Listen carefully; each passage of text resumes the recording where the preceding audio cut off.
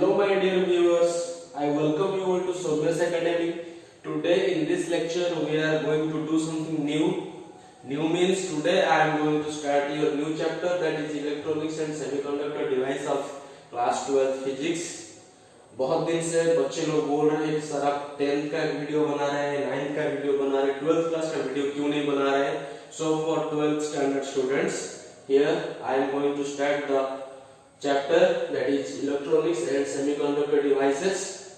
So let's begin. Before we begin the chapter, I request you all to, if you like my videos, then I hope that you will like, comment, subscribe and share my channel. Okay, so thank you my dear friends. So let's begin electronics and semiconductor devices. Today in this lecture, this will be the fundamental class. In this fundamental class we will learn what is electronics, what is a semiconductor and what are the semiconductor devices, and one thing we will read today, that is the concept of hole as well as how a semiconductor helps in the flow of electricity.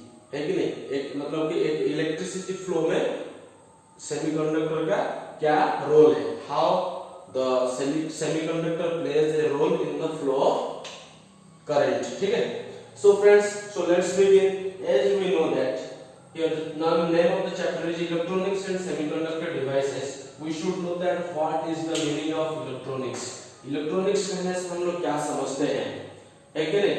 In the unit 1, in the first chapter, second chapter, third chapter, हम लोग पढ़े हैं कि यहाँ पे हम लोग जो पढ़ रहे थे वहाँ पे that was the इलेक्ट्रिकल, है कि नहीं? और वहां पे जो पढ़ रहे थे वो इलेक्ट्रिकल था, बट यहाँ पे क्या है, ये इलेक्ट्रॉनिक्स है. इलेक्ट्रॉनिक्स एंड इलेक्ट्रिकल के बीच में कुछ डिफरेंस है. ठीक है? In case of electrical there is no controlled flow of electron. In case of electrical, there is no controlled flow of electron, but in case of electronics, there is controlled flow of electron. जो electron flow करेगा उसको हम control कर सकते हैं. How can we control? By using the semiconductor devices. Yes or no? We can control the flow of electron by using the semiconductor devices, or you can say by the help of controlled flow of electron, we will make some devices which are known as the semiconductor devices.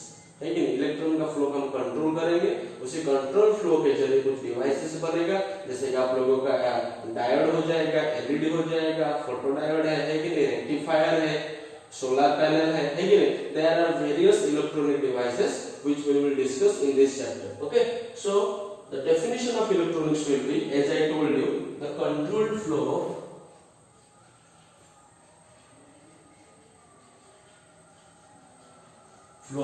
the controlled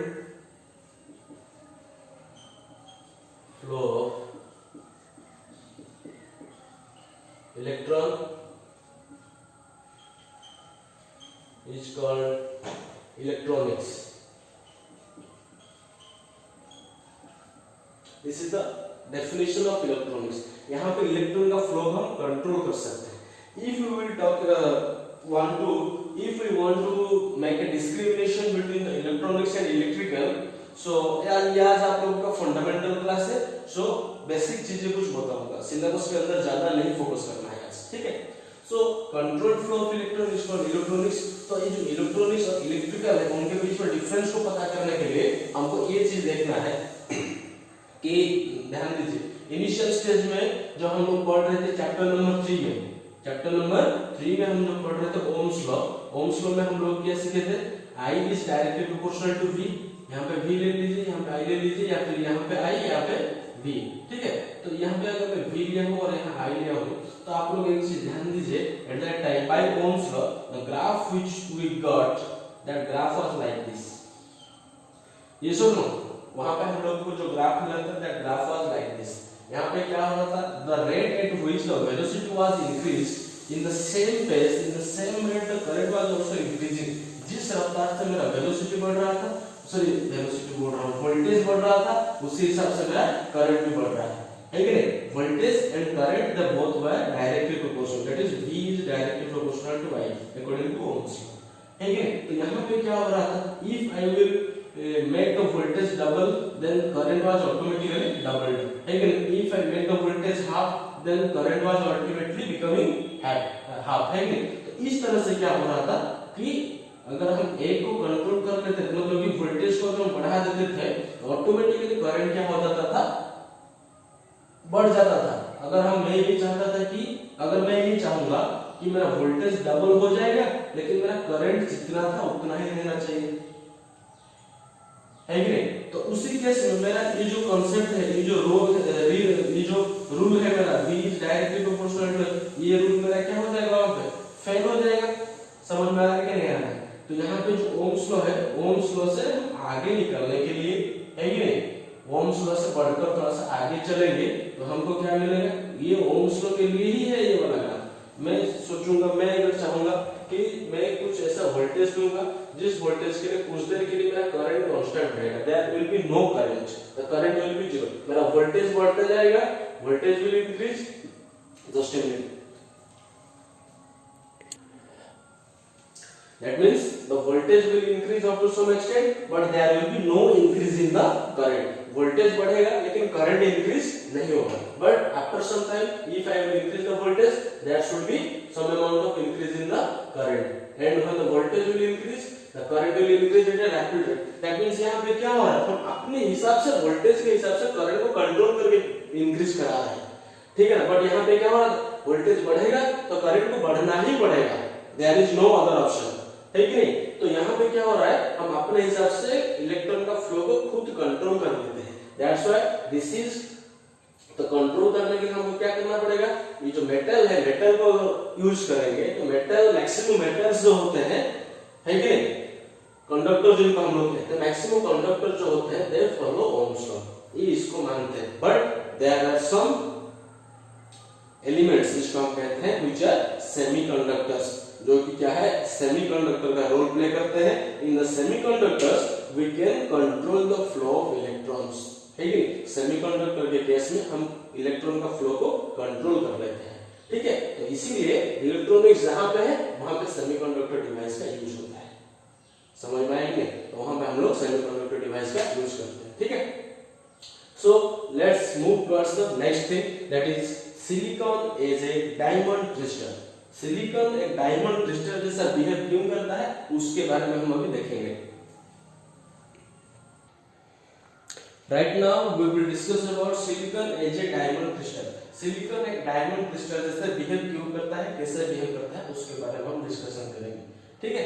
तो जो silicon है, silicon को diamond crystal क्यों कहा जाता है, silicon as a diamond crystal क्यों उसको ऐसा कहा जाता है, ध्यान दीजिए मेरे बात को। As we know that in chemistry you have learned the atomic number of different elements, so one of the element is in the periodic table, silicon is also an element and its atomic number is 14, है कि नहीं? तो atomic number silicon का कितना है, silicon का atomic number है आपका 14, yes or no? If we will go to draw its electronic configuration, then what will be the electronic configuration of silicon? As we know, this is the nucleus of silicon, yes or no? Around the nucleus there are some cells, they are K cell, L cell, M cell and N cell, K L M L.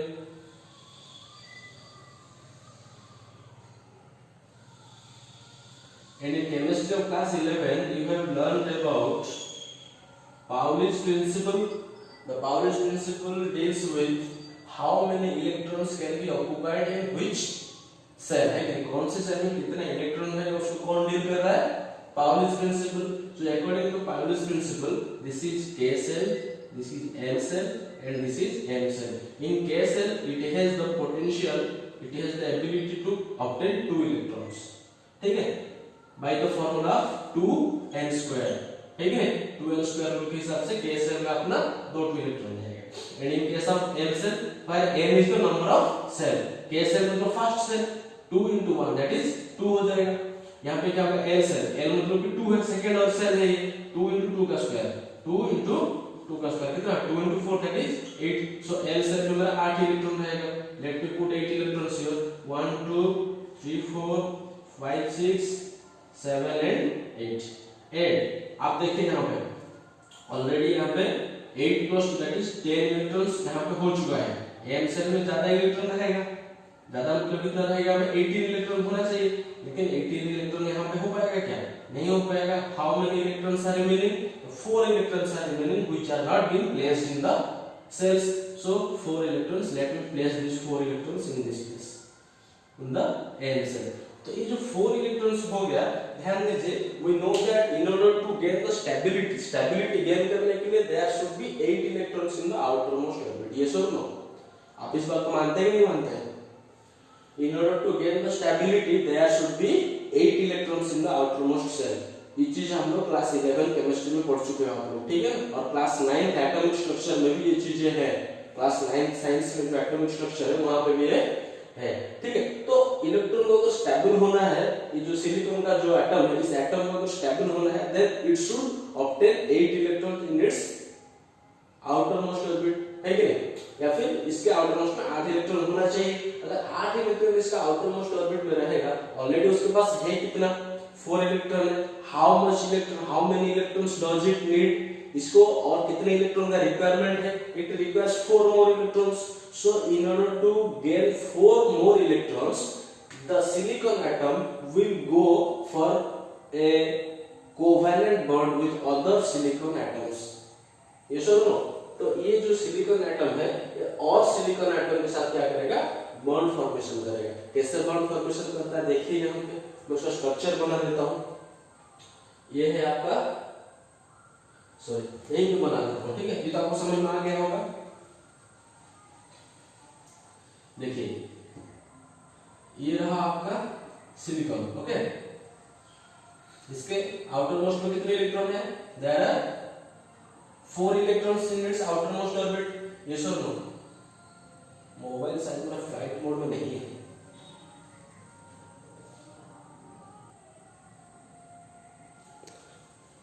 देखिए ये जो silicon है इसका outer most orbit में कितने electron है, 4 electrons, ठीक है। In order to be stable the what this silicon atom will do, it will go for formation of a covalent bond. यहाँ पे ये और एक सिलिकॉन एटम है, उसका भी कितना आउटर मोस्ट इलेक्ट्रॉन रहेगा, आउटर मोस्ट में 4 इलेक्ट्रॉन रहेगा। तो यहाँ पे भी और एक सिलिकॉन एटम है, तो ये भी क्या होगा, उसका आउटर मोस्ट में 4 इलेक्ट्रॉन्स है। यहाँ पे भी और एक सिलिकॉन एटम, इसका आउटर मोस्ट में 4 इलेक्ट्रॉन्स है। Similarly here is also another silicon atom, इसका आउटर मोस्ट में 4 इलेक्ट्रॉन है, ठीक है। तो ये जो 4 इलेक्ट्रॉन रहा है, each electron of this, I am talking about the electron sorry the atom of the silicon which is present at the centre, ठीक है। सेंटर में जो सिलिकॉन एटम है मैं उसके बारे में चर्चा कर रहा हूं यहाँ पे, ठीक है। तो ये जो इलेक्ट्रॉन चार्ट तो यहाँ पे है, if these 4 electrons individually they will make covalent bond with the other electrons of other silicon atom, है कि जो बाहर और जो इलेक्ट्रॉन है उन लोगों के साथ क्या करेगा, ये कोवैलेंट बॉन्ड फॉर्मेशन करेगा। यहाँ पे ये जो है they two will also make a covalent bond, these two will also make covalent bond and these two will also make covalent bond। तो यहाँ पे जो कोवैलेंट बॉन्ड फॉर्मेशन होता है, कोवैलेंट बॉन्ड में फॉर्मेशन होता है, ये जो इलेक्ट्रॉन था ये वैलेंस इलेक्ट्रॉन है, ये जो इलेक्ट्रॉन था ये वैलेंस इलेक्ट्रॉन है। ध्यान दीजिए, ये अगर वैलेंस इलेक्ट्रॉन नहीं होते, अगर ये वैलेंस इलेक्ट्रॉन नहीं होते तो डेफिनेटली अगर ये फ्री इलेक्ट्रॉन हो जाते हैं, जैसे कि क्लास सॉरी चैप्टर नंबर 3 में पढ़े हैं करंट इलेक्ट्रिसिटी में, कि ये अगर फ्री इलेक्ट्रॉन्स होते तो डेफिनेटली ये लोग क्या करते, करंट को कैरी कर लेते इजीली। लेकिन इजीली तो ये इलेक्ट्रॉन को मतलब करंट कैरी नहीं कर पाते हैं, सिलिकॉन जो डायमंड क्या बोलते हैं, जो आपका सेमीकंडक्टर में है कि नहीं, ये फ्लो नहीं, करंट को कैरी नहीं कर पा रहे। अगर ये करंट को कैरी नहीं कर पा रहे हैं, that means these electrons are not free electrons। अगर ये फ्री इलेक्ट्रॉन्स नहीं है तो ये लोग कौन सी इलेक्ट्रॉन है, these electrons are known as valence electrons। ये लोग वैलेंस बैंड में है। हम जब बैंड थ्योरी पढ़ेंगे तो उसके बारे में पूरा डिटेल डिस्कशन करेंगे, ठीक है। तो ये जो वैलेंस इलेक्ट्रॉन है, the function of the valence electron is to move around the nucleus। Suppose यहाँ पे ये सिलिकॉन एटम है, इसके सराउंडिंग में 4 इलेक्ट्रॉन्स है। The function of these 4 electrons is to revolve around the nucleus of the silicon atom।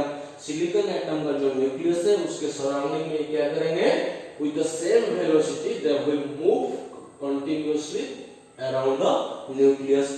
But when they are in a relation, when they are in a bond, जब bond formation हो जाएगा इस electron के ऊपर, suppose मैं ये दोनों electron का बात करूंगा, दोनों एटम का बात करूंगा, तो ये जो बॉन्ड आप लोगों को दिख रहा है यहाँ पे, ये जो इलेक्ट्रॉन है इस इलेक्ट्रॉन के ऊपर इसका जितना हक है इस एटम का भी उतना ही हक है, क्योंकि दोनों भी आपस में क्या कर रहे हैं, उसको शेयर कर रहे हैं। समझ में आ रही है? ध्यान दीजिए मेरी बात को। ये इलेक्ट्रॉन के ऊपर इस एटम का जितना अधिकार है इस इलेक्ट्रॉन के ऊपर अदर एटम जो है सिलिकॉन, दूसरा सिलिकॉन एटम जो उसका तो उतना ही हक है ना इसके ऊपर। इसीलिए क्या होगा, the function of the electron is to this, ये जितने भी इलेक्ट्रॉन है they all are valence electrons and their function is to revolve around the nucleus. तो ये जो इलेक्ट्रॉन है आपका, the function of this electron is to revolve around this nucleus, but after formation of this covalent bond, ये कौन सी bond बना है, this is the covalent bond. When the covalent bond is formed, the electron will revolve around this nucleus as well as around this nucleus. If I will show you here, suppose here is also another silicon atom and this is the covalence bond between these two, ठीक है। तो function of this electron is to revolve around this nucleus as well as this nucleus. So वो इस तरह से घूमेगा, इस प्रकार का वो रिवॉल्व करता रहेगा किसके ऊपर, दोनों न्यूक्लियस के सराउंडिंग में या फिर दोनों न्यूक्लियस के अराउंड में वैसे ऐसे करके रिवॉल्व करेगा। समझ में आया? तो ये रिवॉल्व होने के बाद समझ में आ गया, ठीक है। जब इस प्रकार का कोवेलेंट बॉन्ड फॉर्मेशन हो जाएगा तो ये जो सिलिकॉन एक ही जो एटम थोड़ी है ना, ये 5 एटम थोड़ी है।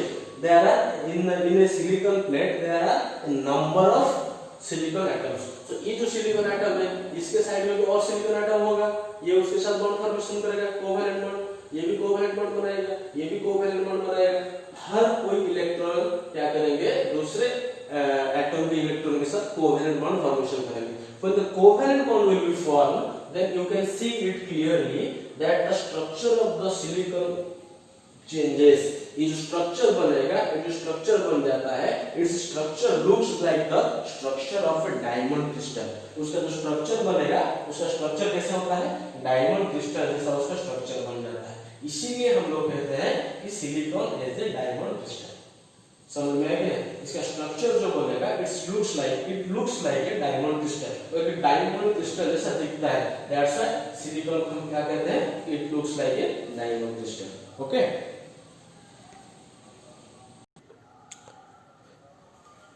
सो बच्चा party, now we will discuss about concept of holes.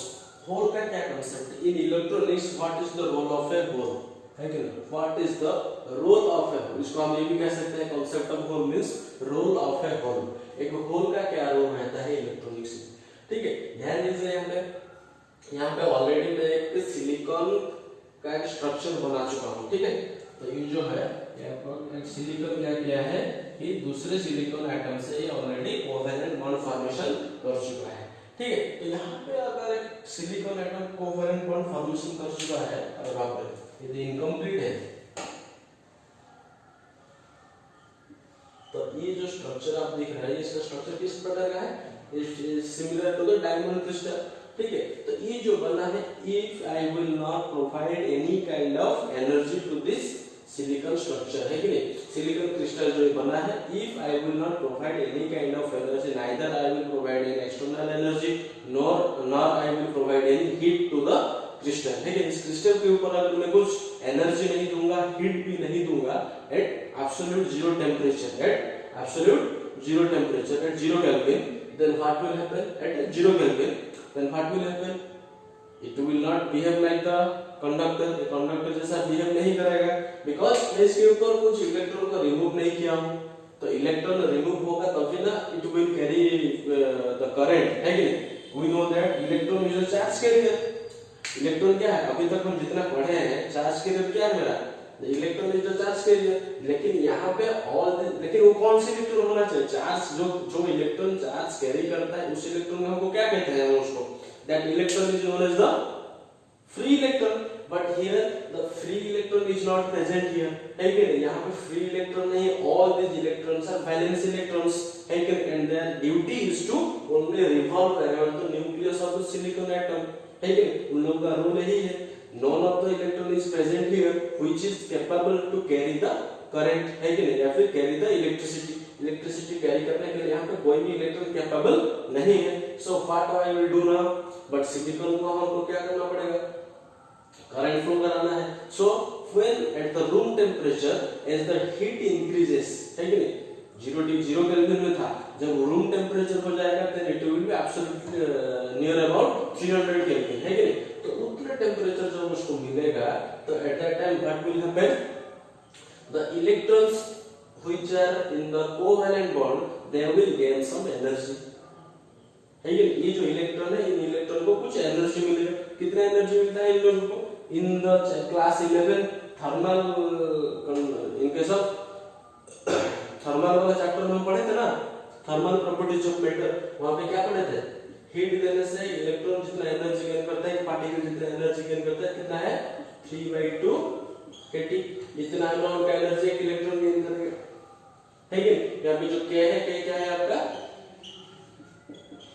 बोल्ट्जमैन्स constant, T क्या है, एब्सोल्यूट टेम्परेचर, है कि T इज द टेम्परेचर। ये जितना एनर्जी इलेक्ट्रॉन को मिलेगा तो gaining this amount of electron, electron को जो एनर्जी मिल जाएगा वो बैठा थोड़ी रहेगा, जिसके पास पैसा होता है वो क्या करता है, घूमने लगता है, कि पैसा पकड़ के घर में थोड़ी कोई बैठता है कि नहीं। Similarly the energy gained by the electron which will gain energy, है कि नहीं, that electron becomes excited, वो इलेक्ट्रॉन क्या हो जाता है, एक्साइट हो जाता है। एक्साइट होकर क्या करता है वो, it undergoes vibration, वो क्या करता रहता है, वाइब्रेशन करता है। एक्चुअली होता क्या है, as it has gained some heat energy, that is the thermal energy, heat energy gain करने के बाद the electrons will go for thermal oscillation. After gaining energy, the electron when the at room temperature after gaining energy the electrons undergo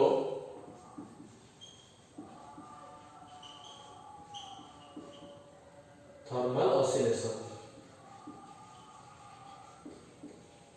the electrons undergo thermal oscillation, ये जो electron होंगे वो लोग क्या करेंगे, थर्मल ऑसिलेट करेंगे। Oscillation मतलब कि they will move about their mean position होते हुए ऐसे करके वो लोग वाइब्रेट करेंगे। when the electrons will undergo thermal oscillation, then definitely what will happen, the covalent bond which is being formed here, the covalent bond breaks, वहां पे क्या हो जाएगा, कोवेलेंट बॉन्ड ब्रेक हो जाएगा, टूट जाएगा, क्योंकि कोवेलेंट बॉन्ड बनने के लिए जितना एनर्जी था उससे ज्यादा एनर्जी उसको मिल चुका है, ठीक है। अगर the energy is provided by the heat is more than the energy which has form covalent bond, है कि नहीं, तो कोवेलेंट बॉन्ड से ज्यादा एनर्जी जब उसको मिल जाएगा at that time the covalent bond will break due to the thermal oscillation of the electrons. तो ये जो ब्रेक हो गया, ब्रेक होने से क्या होगा, सपोज ये वाला बॉन्ड अभी टूट गया, यहाँ पे ये जो बॉन्ड था this covalent bond will break, जो ब्रेक हो जाएगा ये यहाँ पे जो इलेक्ट्रॉन था this electron came out of its original position, ये इलेक्ट्रॉन क्या हुआ, अपना जो ओरिजिनल पोजीशन था ओरिजिनल पोजीशन से निकल कर आ गया। जब यहाँ से इलेक्ट्रॉन बाहर आ गया है, इस जगह से जब इलेक्ट्रॉन बाहर आए तो यहाँ पे क्या है, so there is a vacancy, यहाँ पे क्या हो गया, एक वैकेंसी हो गया, है कि नहीं। बट जब यहाँ पे एक वैकेंसी हो गया तो लेकिन वैकेंसी करने के बाद ये जो इलेक्ट्रॉन बाहर आ गया है this electron will behave like a free electron because this electron is not paired with any other electron, ये कोई दूसरा इलेक्ट्रॉन के साथ पेयरिंग में नहीं है कि नहीं। अगर ये दूसरा इलेक्ट्रॉन के साथ पेयर में होता then it will perform its as usual function that is revolving around the nucleus, but ये अभी क्या हुआ है उसका जगह छोड़ के बाहर आ गया है and it is behaving like a free electron. जब फ्री इलेक्ट्रॉन बन गया है then it will definitely do the work of carrying the electricity, है कि नहीं, चार्ज कैरी करने का फंक्शन ये करेगा, है कि नहीं। अच्छा तो यहाँ पे जो होल फॉर्मेशन हो गया है, there is the shortage of one electron.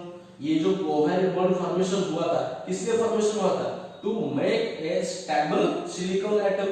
एक सिलिकॉन एटम को स्टेबल करने के लिए कोवेलेंट बॉन्ड बना था। देखो इसको कितना इलेक्ट्रॉन चाहिए था? 8 इलेक्ट्रॉन चाहिए, ऑलरेडी इसके पास 4 है और 4 के साथ बॉन्ड बनाया था। यहाँ पे भी उसका बॉन्ड है, इसके साथ बॉन्ड है कि नहीं? लेकिन यहाँ पे उसको जो एक्स्ट्रा इलेक्ट्रॉन मिला था, है कि नहीं, वो इलेक्ट्रॉन अभी नहीं है उसके पास। तो इसीलिए ये इलेक्ट्रॉन तो अनस्टेबल हो जाएगा, ये भी अनस्टेबल हो गया। समझ में? स्टेबिलिटी इन लोगों का खत्म हो गया। जब उन लोग अनस्टेबल हो गए, when these atoms are unstable, then what will happen? तो similarly और भी बहुत सारे इलेक्ट्रॉन्स ऑसिलेशन में चलते हैं, और भी बहुत सारे इलेक्ट्रॉन्स अपने पोजीशन से निकल गए होंगे। जैसे कि ये निकला है, सपोज ये वाला इलेक्ट्रॉन अभी यहाँ से निकल गया है, तो निकलेगा तो हम लोगों को ये पता है the charge of an electron is negative and its property is that as it is negative in nature, so it will definitely move towards the particle which is positive in nature, है कि नहीं? इस electron का charge क्या है? Negative charge है, और उस नेगेटिव चार्ज होने के कारण उसका एक प्रॉपर्टी हम लोग पढ़े हैं चैप्टर नंबर 1 पे, कि उसका प्रॉपर्टी ये है it moves towards the particle which is positive in nature, है कि नहीं? ध्यान दीजिए, इस इलेक्ट्रॉन यहाँ पे जब है नहीं, इलेक्ट्रॉन जब था तो नेगेटिव था, जो इलेक्ट्रॉन यहाँ से चला गया है ये अभी क्या हो गया है? डेफिनेटली पॉजिटिव हो गया होगा इन एब्सेंस ऑफ इलेक्ट्रॉन, है कि नहीं? सो यहाँ पे जो इलेक्ट्रॉन इस जगह छोड़ के आया था, यहाँ पे भी क्या हो गया है? एक वैकेंसी हो गया है। तो ये इलेक्ट्रॉन अभी यहाँ आ गया था, वो इस जगह छोड़ के आया, यहाँ पे जो होल था इसी होल में आके इलेक्ट्रॉन यहाँ पे बैठ गया, ठीक है, क्योंकि in order to maintain the stability, है कि नहीं? तो फिर यहाँ पे क्या हुआ है? होल हो गया है, वैकेंसी हो गया है कि नहीं? तो यहाँ पे जो वैकेंसी इसकी जगह पूरा करने के लिए भी और कहीं से इलेक्ट्रॉन आके यहाँ पे बैठ जाएगा। फिर ये इलेक्ट्रॉन जहां से आएगा यहाँ पे भी क्या हो गया है? यहाँ पे भी वैकेंसी हो गया है। तो in this way the vacancy is created, the electron is removed, vacancy is created and again the vacancy is filled by other electron, है कि नहीं? तो इस तरह से ये प्रोसेस क्या होता है? चलता रहता है, ठीक है। तो इससे जो प्रोसेस है, तो यहाँ पे ये जो एब्सेंस ऑफ इलेक्ट्रॉन, जहां जहां पे एब्सेंस ऑफ इलेक्ट्रॉन हुआ है, उसी एब्सेंस ऑफ इलेक्ट्रॉन को हम लोग क्या कहते हैं? होल कहते हैं, ठीक है। जैसे कि मैं आप लोगों को बोला कि इलेक्ट्रॉन का चार्ज नेगेटिव होने के कारण it always moves towards the particle which is positive in nature. आप लोग देख रहे होंगे कि यहां से जो इलेक्ट्रॉन निकला था ये इस जगह पे आ गया, क्योंकि यहां पे क्या था? वैकेंसी था। समझ में आ गया? वैकेंसी था। वैकेंसी मतलब क्या है? Absence of electron, but you can say that there was a positively charged particle जिसके पास इलेक्ट्रॉन आ गया था। यहाँ पे पॉजिटिवली चार्ज पार्टिकल कुछ नहीं था, simply it was the absence of electron, ठीक है। जहां पे इलेक्ट्रॉन एब्सेंस है उसी जगह पे क्या होता है? पॉजिटिव चार्ज डेवलप होता है, या फिर आप ये कह सकते हैं कि the absence of electron creates the hole in semiconductors. क्या है? Absence of electrons. ये क्या हो रहा है? अरे absence of electrons create hole in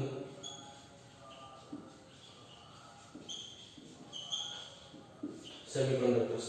तो इससे आप लोगों को ये समझ में आ रहा होगा कि अगर इलेक्ट्रॉन रिमूव नहीं होता तो क्या होता?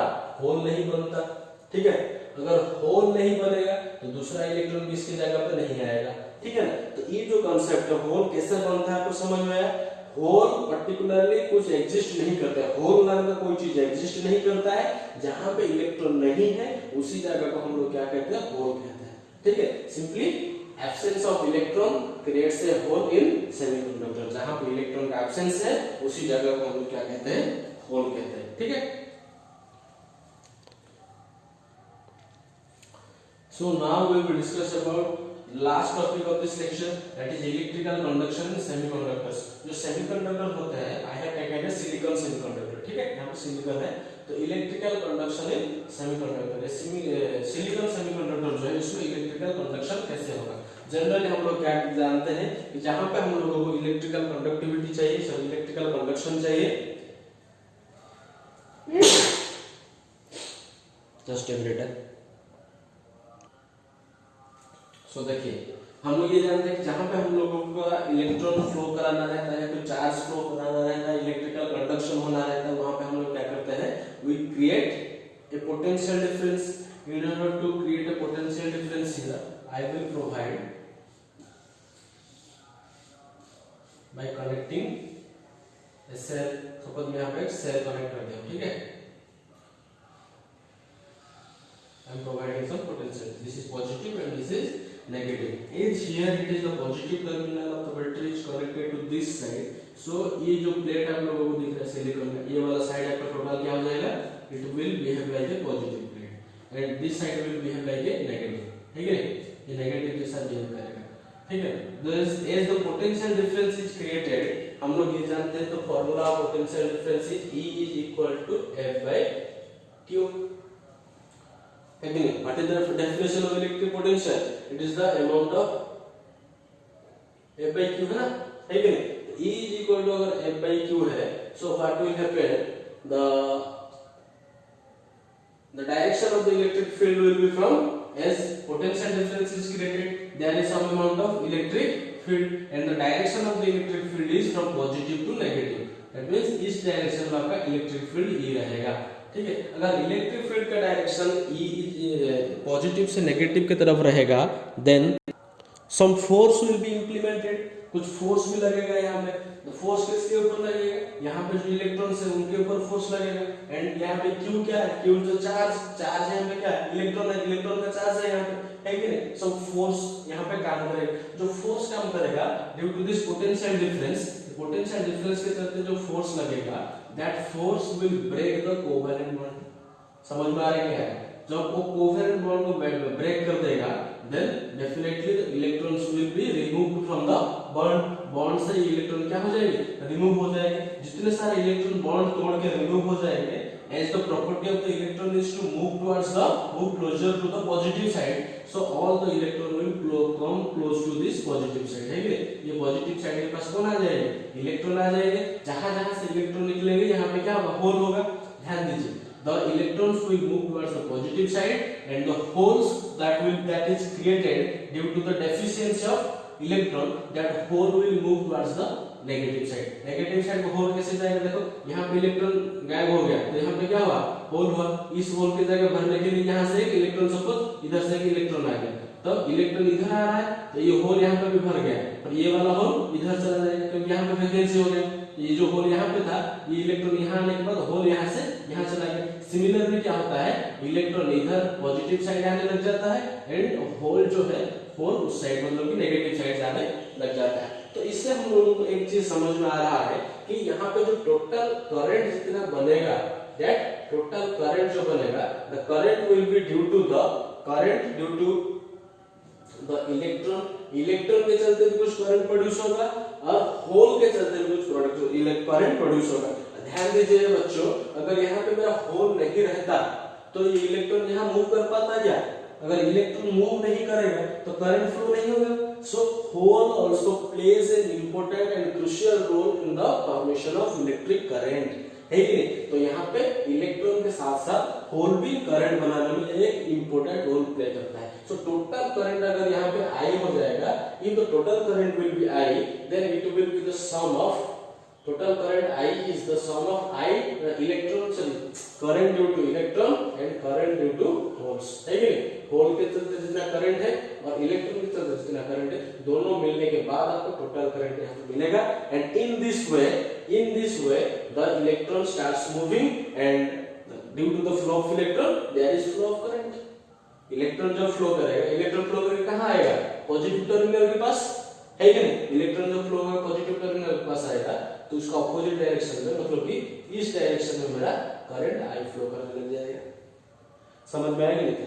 सो स्टूडेंट्स, ये था आप लोगों के लिए आज का लेक्चर. अगर आप लोगों को ये लेक्चर अच्छा लग रहा है तो आप लोग कमेंट बॉक्स में जरूर आपको कमेंट्स दीजिए एंड मेरे चैनल को like, comment, subscribe and share कीजिए. जय हिंद, जय भारत, जय जगन्नाथ.